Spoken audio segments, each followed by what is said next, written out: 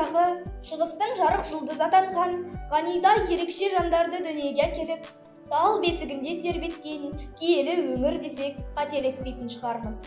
Ғани тұлғасы адамзат ұлықтаған асыл құндылықтар тәрізді мәңгілік жастық жігердің жаны, ізгі жасампаздықтың рәміз іспеттес. Тамыры терең, тарихы кенен Қазалы өңірінде шағын ғана Ғани Мұратбаев атындағы мемориалдық музей орналасқан.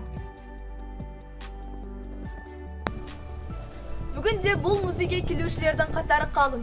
Әсіресе ауыл жастары мен мектеп оқушылары бұл жерге келіп, танымдық ақпараттар көптеп алады.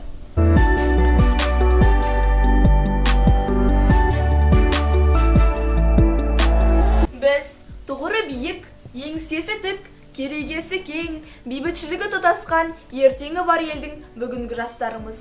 Бүгінгі күн жастары мен бұрынғы заманның жастарының айырмашылығы неде? Меніңше сол байырғы жастардың төбеміздегі қара бұлтты сейілтіп, бүгінгі күн жастарында тәуелсіздік сыйлауында. Олай болса, ел үшін қызмет етіп, тәуелсіздік туын желбіреткен Ғани өмірі бүгінгі арнайы репортажда баяндалатын болады. Ғани атамыз 1902 жылы 3 маусымда Қазалы өңірінде дүниеге келген. 15 жасынан жастар арасындағы жұмысқа белсене араласқан.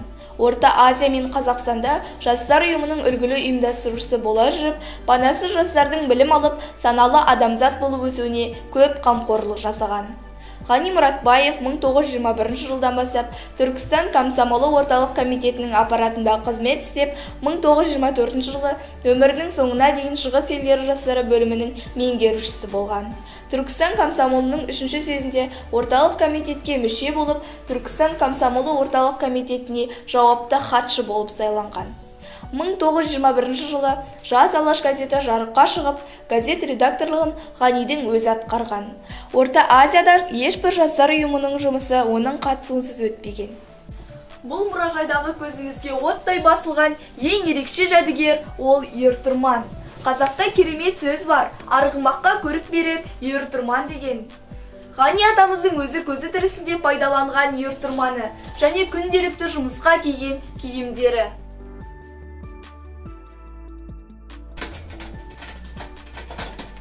Расында да Ғанидың жастарды тәрбиелеу, еліміздің мәдени ағарту саясатындағы атқарған істері мен айтқан ойлары көрегендік және көсемдік. Оған ұлттық мұрағат қорларында сақталған құжаттар куә.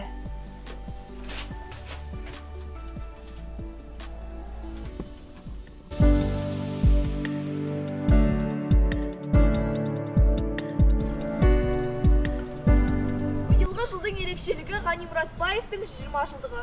Бұл өткен тарихты зерделеу, ұлағатты өмір мен ұрпақтар сабақтастығын ұлықтау. Қазалықтар бұл мерейтойға үлкен әзірлік жасады.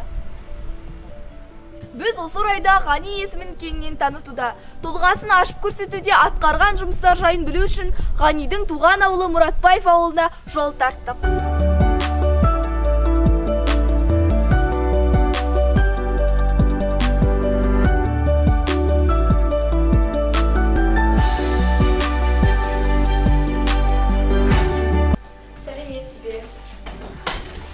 Ғани Мұратбаев ауылдың әкімі, Ғани атамыздың аталас ұрпағы ауыл әкімі Абай Қоңырбайұлы мен салиқалы сұхбатымызға назар аударайық. Абай Қоңырбайұлы, биыл Ғани атамыздың 120 жылдығы болды. Сол төңіректе айтып өтсеңіз. Ғани Мұратбаевтың туылғанына 129 жылдығына орай аудан әкімі Мұхтар Әуезов Оразбаевтың іс-шарасы бекітілді.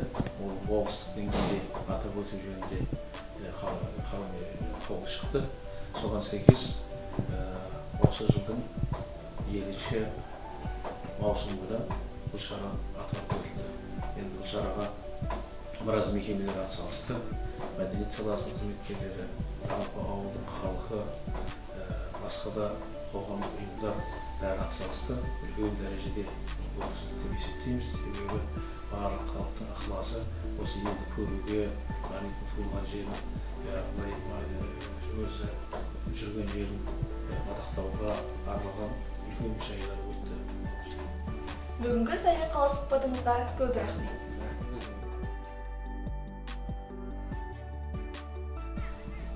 Мұнда тәуелсіздік стелласы, Орталық қақпа, тас төсеніштер төселіп, түнгі жарық шамдары самалдай жарқырайды.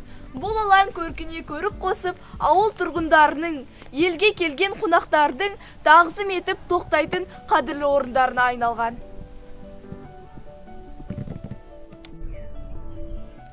Ауыл орталығында орналасқан Атамекен алаңы көз тартады.